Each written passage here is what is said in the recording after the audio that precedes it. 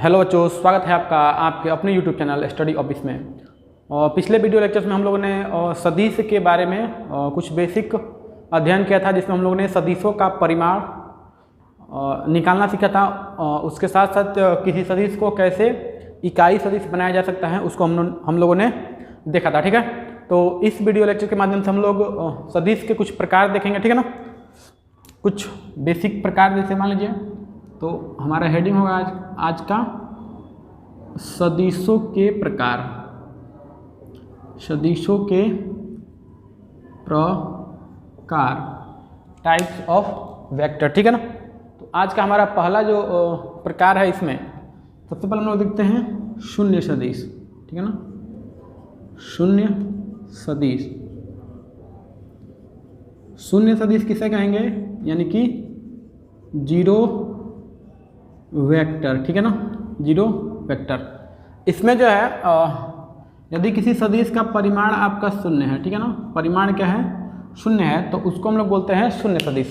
शून्य सदिश का जो दिशा होता है वो कोई अपनी आवश्यकता अनुसार हम लोग इसकी दिशा को ले सकते हैं। ठीक है ना, दिशा को आप आवश्यकता अनुसार मान सकते हैं। ठीक है ना, कोई निश्चित दिशा इसके पास नहीं होता है, क्योंकि शून्य सदिश जो है उसका परिमाण जीरो है। तो परिमाण जब जीरो है तो उसका डायरेक्शन किधर भी हो सकता है। ठीक है ना, तो इसका दिशा जो है अपनी आवश्यकता अनुसार आप ले सकते हैं। दूसरा जो प्रकार है हमारा है इकाई सदिश। इकाई सदिश यानी कि यूनिट वेक्टर।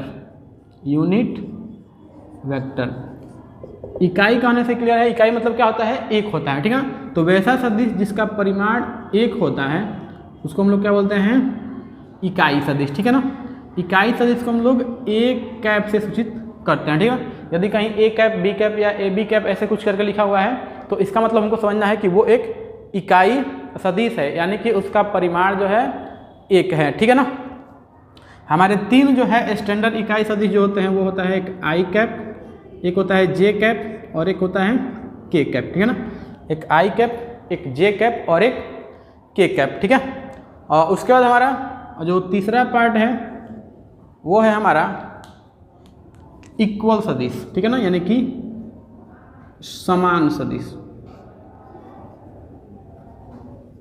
ठीक है, समान सदिश यानी कि इक्वल वेक्टर। ठीक है, इसमें हमारा वैसा सदिश जिनके जैसे ये दो सदिशों के लिए डिफाइंड है, यानी कि यदि दो वेक्टर का परिमाण बराबर है और साथ साथ उनकी दिशा भी समान है, साथ साथ उनकी दिशा भी समान है, तो इनको हम लोग बोलेंगे समान सदिश। ठीक है ना, उसके बाद हमारे पास है चौथा है हमारे पास विपरीत सदिश।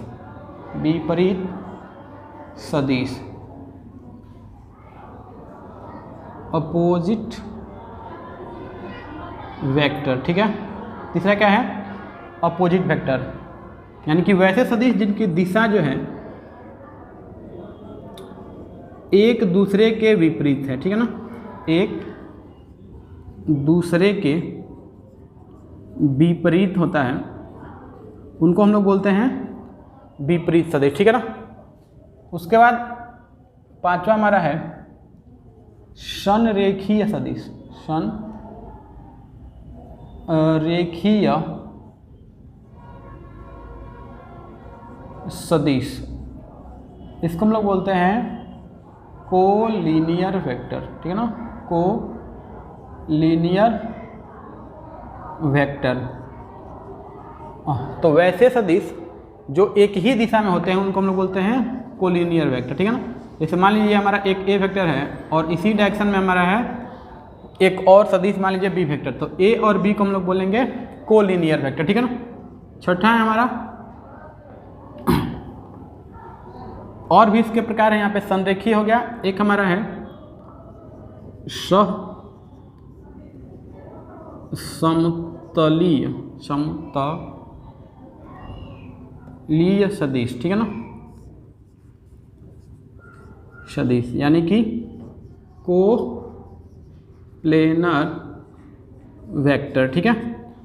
यानी कि वैसे सदिश जिनका जो है, जो सभी किसी एक तल में एग्जिस्ट करते हैं, उनको हम लोग बोलते हैं सह समतलीय सदिश या केवल समतलीय सदिश। जैसे मान लीजिए ये एक हमारा तल है, ठीक है ना, उसमें ए वेक्टर भी एक है, मान लीजिए इधर कहीं बी वेक्टर है और इधर कहीं सी वेक्टर है, तो इनको हम लोग बोलते हैं सह यानी कि सह समतलीय या केवल समतलीय सदिश यानी कि कोप्लेनर वेक्टर, ठीक है ना। तो यहाँ पे हमारा जो वेक्टर के यहाँ पे मैं 6 प्रकार लिखवा दिया हूँ, और भी प्रकार होते हैं कुछ, ठीक है ना। लेकिन अब उसके बाद हम लोग देखेंगे कि सदिशों के बीच में जो है कैसे एक दूसरे से हम लोग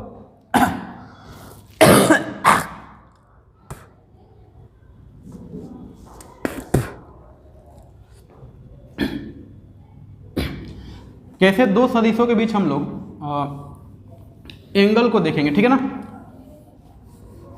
तो देखिए यहाँ पे सदिशों के बीच कोण कैसे निकालेंगे, देखिए, ठीक है ना। एंगल बिटवीन टू वेक्टर्स, ठीक है ना, एंगल बिटवीन टू वेक्टर्स। ऐसे मान लीजिए ये एक आपका ए वेक्टर है और ये आपका एक बी वेक्टर है, ठीक है ना।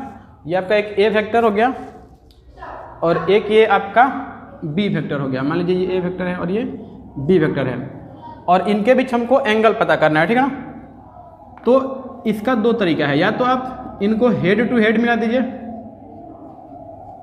हेड टू हेड, या मिलाइए आप टेल टू टेल, ठीक है ना। या तो आप इनको हेड टू हेड मिलाइए या तो टेल टू टेल।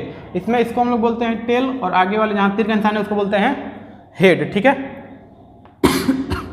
तो हेड टू हेड मिलाएंगे इसको, तो ये बी वेक्टर है तो इसको ऐसा रन दीजिए, और ए वेक्टर को पैरेलल डिस्प्लेस करके आप यहाँ पे ला सकते हैं, ठीक है ना।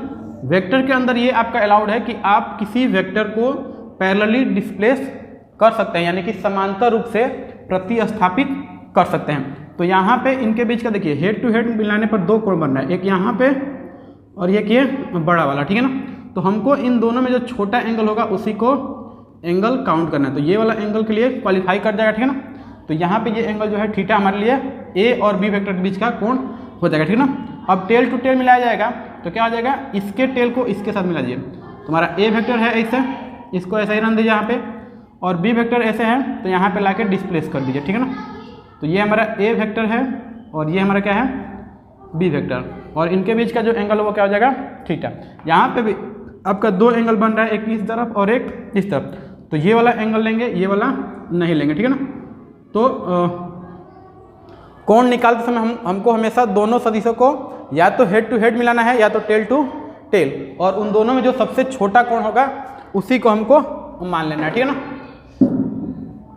अब अगला हम लोग देखते हैं, इसमें एक और टॉपिक आपका सदिशों का घटक कैसे तोड़ेंगे, ठीक है ना। सदिशों के घटक, कंपोनेंट्स ऑफ वेक्टर्स, ठीक है ना, कंपोनेंट ऑफ वेक्टर। जैसे मान लीजिए ये हमारा एक एक्स एक्सिस है और ये हमारा इधर वाई एक्सिस है, ठीक है ना। ये एक्स एक्सिस हो गया, ये हमारा वाई एक्सिस, और यहाँ से एक हमारा ओरिजिन से एक वेक्टर है हमारा, मान लीजिए कोई ए वेक्टर है, ठीक है ना। तो इसके 2 घटक होंगे, ठीक है, एक आपका एक्स डायरेक्शन में और एक आपका वाई डायरेक्शन में। यदि ये एंगल थीटा हो, यहाँ एक्स एक्सिस से इस ए वेक्टर का एंगल जो है थीटा हो, तो इधर के डायरेक्शन में यदि हम यहाँ पे एक राइट एंगल ट्रायंगल बनाएं, यहाँ पे पॉइंट ओ मान लीजिए, यहाँ पे ए मान लीजिए और यहाँ पे बी मान लीजिए, तो जो ओ बी का लेंथ हो जाएगा, यदि यहाँ पे साइन थीटा लगाएं, यदि इसका जो है इस वेक्टर का मैग्नीट्यूड यदि हम ए मान लें, मैग्नीट्यूड क्या मान लें, ए, तो ये आपका जो हो जाएगा वो हो जाएगा ए, यहाँ पे देखिए ये बेस हो गया और ये क्या है हमारा परपेंडिकुलर है, और ये क्या है हाइपोटेन्यूज है, तो हमको बेस निकालना है यानी कि OB निकालना है। तो OB के लिए हम लोग क्या लगा सकते हैं, कॉस लगा सकते हैं। तो यदि हम लोग इसमें कॉस थीटा लिखें तो क्या हो जाएगा, OA अपॉन OB, यानी कि सॉरी यहाँ पे OB अपॉन OA, यानी कि आधार बटा कर्ण, ठीक है, आधार बटा कर्ण। तो कॉस थीटा बराबर क्या हो जाएगा यहाँ से, कॉस थीटा बराबर OB का वैल्यू हम लोग बेस मान रहे हैं, OB रहने दीजिए, और ये जो A है इसका मैग्नीट्यूड क्या लिए हैं, A लिए हैं। तो यहाँ पे हमारा OB जो है वो आ जाएगा, इसको क्रॉस मल्टीप्लाई कर देंगे तो ये हो जाएगा A cos थीटा। तो जो A वेक्टर है उसका एक कंपोनेंट x डायरेक्शन में जो आएगा वो आएगा A cos थीटा, ठीक है ना। अब हमको ये वाला चाहिए, x एक्सिस के अबाउट, y एक्सिस के अबाउट कंपोनेंट चाहिए।